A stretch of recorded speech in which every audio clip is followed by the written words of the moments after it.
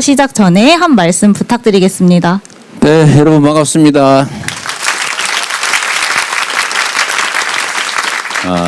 우리 집에도 사실 여러분과 비슷한 입장의 청년들이 있는데 많이 힘들죠? 대답을 안 하는 거 보니까 대답할 힘도 없는 거예요. 저는 저 뒤에도 보면 우리 기성세대들도 꽤 와 계신데 저는 사실 세상 사람들이 말할 때는 정말 힘들게 살았구나 이런 얘기들을 이제 듣기도 합니다. 그런데 요즘의 청년들과 제가 살아왔던 청년 시절을 비교해 보면 명백하게 요즘 청년 세대들이 훨씬 더 어려운 상황입니다. 여러분도 잘 알겠지만, 그러니까 먹고 사는 물질적인 기초 수준은 되게 높아졌죠. 밥을 굶지도 않고, 그래도 생존의 위협을 받거나 그러지는 않고, 직업의 질의 차이가 좀 있지만, 굳이 구한다면 또 구할 수는 있는데, 우리 청년들이 기대하는 수준에 맞지 않다는 점. 근데 결정적인 차이는 그런 것 같습니다. 미래가 희망적이냐. 당장의 상황이 좀 나을지는 몰라도 내일이 오늘보다 나을 거다. 10년 후, 20년 후. 또 내 자식 세대는 나보다는 더 나을 것이다.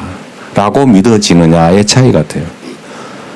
우리가 성장하던 시기는 정말로 대한민국이 고도 성장하는 시기였죠. 전 세계에서 이렇게 빨리 산업화된 소위 경제적으로 성장 발전한 나라 대한민국이 유일하죠. 이거 정말 전 세계가 놀랄 일입니다. 엄청나게 빠른 속도로 성장했죠. 그래서 당장은 어려워도 정말 오늘이 어제와는 다르고 내일 모레는 오늘과는 당연히 더 낮게 변해있을 거라고 믿어졌어요. 임금이 몇 년 사이에 2배로 오르고 이랬으니까요. 그리고 우리가 대학을 졸업할 때는 웬만한 회사에 취직해서 평생 정년이 보장되는 그런 시절이었죠. 그리고 당연히 호봉제에 의해서 특별히 잘못하지 않으면 월급도 올라가고 퇴직금도 있고 별로 걱정을 안 했습니다. 중간에 요즘처럼 이렇게 속된 말로 잘릴 염려도 없는 직장이 매우 안정적이었어요. 그런데 지금은 완전히 반대가 됐죠.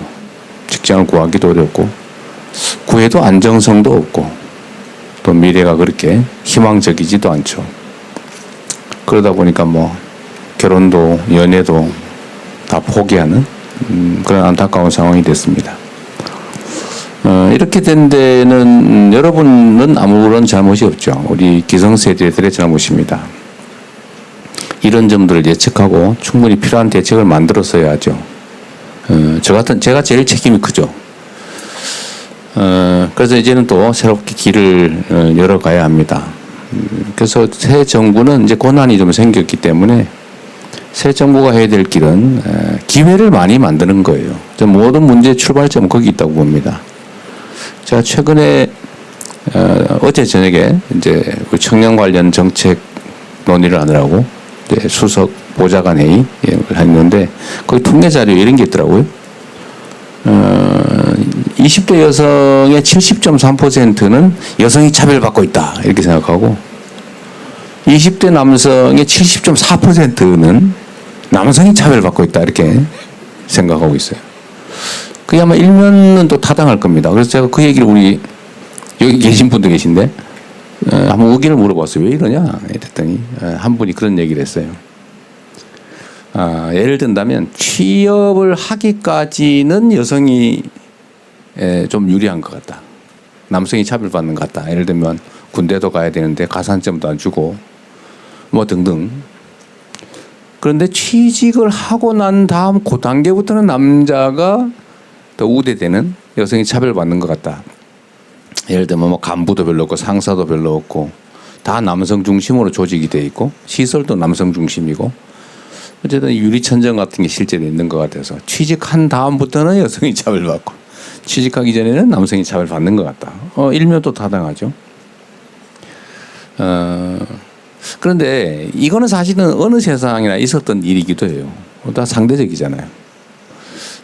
저는 청년 세대 전체가 일종의 피해 계층이라고 생각합니다. 그런데 청년들이 원래는 그렇게 되면 청년들이 대동단결이 되잖아요. 그죠? 기성세대에 비해서 청년 세대들이 사실 매우 구조적으로 어려워진 거죠. 기회 총량이 부족해서 과거에는 경쟁을 사실 행복하게 했죠. 야, 우리 서로 너가 1등 하나 한번 해보자. 너 1등 하면 그래 축하해.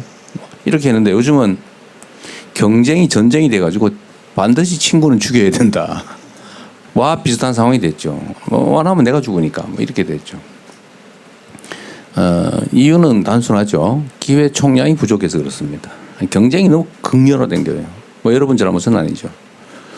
그래서 이 작은 기회의 구멍을 통과하기 위해서는 온갖 기묘한 기술을 다 배워야 되는데 다른 사람이 통과하면 나는 통과할 수 없는 상황이기 때문에 정말 잔인하게 경쟁이 아니라 전쟁을 하게 됐고 그러다 보니까 정말 가장 가까워야 될 청년 세대들끼리 특히 남녀가 이 편을 지어 다투는 괜히 여자가 남자 미워하면 안 되잖아요.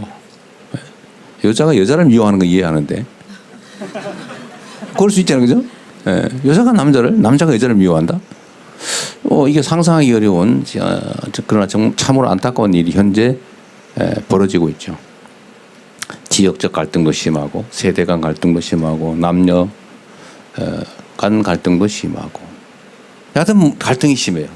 이 모든 문제의 원천은 기회의 부족이고 기회의 부족은 저성장으로부터 오는 것이고 이 저성장은 사실 매우 구조화된 측면이 있고 이제 악순환이 되기 시작한 거죠. 인구가 줄어드니까 성장 잠재력이 떨어지고 성장 잠재력이 떨어지니까 현실 성장률이 떨어지고 성장률이 떨어지니까 기회 총량이 줄어들고 그러니까 더 좌절해서 결혼 안 하고 아이 낳지 않고 계속 악순환이 되고 있습니다. 이 악순환을 이제 전환을 해야죠.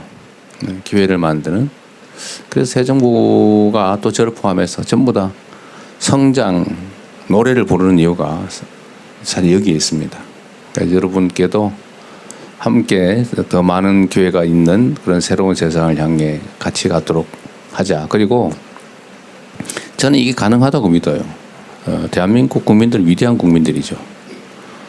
정말 이 지도를 보면은 이 거대한 이 대륙이 귀퉁이에 완하게 붙어 있는데 이렇게 독립 자주국가로서 수천 년을 이어오고 지금도 남들이 보면은 막 정말 위험한 상황, 나라가 망할 듯한 또는 나라가 망한 상황 이런 상황에서도 정말 그 안에 사는 우리 국민들의 백성들의 힘으로 그걸 극복해 오지 않습니까?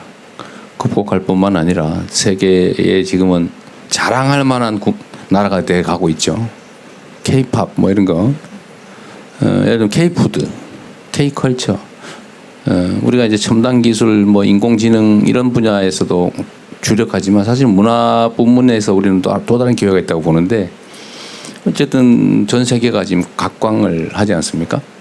그래서 그런 데에서도 기회를 좀 만들고 그래서 새롭게 리셋하고 또 우리가 새로운 각오로 서로 존중하고 이해하고 힘 합쳐서 통합해서 함께 나가면 새로운 길을 열어갈 수 있을 것 같아요. 여하튼 미안하다는 생각이 많이 듭니다. 오늘도 옆에 계신 여러분 미안하게 생각하고요. 그러나 또 미안하다고 그냥 좌절하고 있을 수는 없는 거고 또 다투고 세월 보낼 수는 없는 일이어서 오늘은 여러분 의견을 좀 많이 들어보겠습니다. 그리고 그 속에 답이 있겠죠, 그죠? 네. 자, 이런 기회 자주 가지면 좋겠습니다. 그리고 마지막으로 정말 대화를 좀 많이 하면 좋겠어요. 점점 전에는 이렇게 실금을 그었는데 요즘은 실선을 그을 뿐만 아니라 아예 벽을 쌓아서 접촉이 잘 안 됩니다. 어제 마이클 샌델 그 분이 똑같은 얘기를 하더라고요. 요즘은 너무 벽이 높다. 그런 말씀을 잠깐 했어요. 제가 잠깐 봤는데 우리는 대한민국 국민들이니까 같은 공간 안에 살고 협력해야 되기 때문에 노동자와 기업인들이 청년과 기성세대들이 특히 청년 남성과 청년 여성들이 대화를 많이 하면 좋겠습니다. 네, 고맙습니다. 네,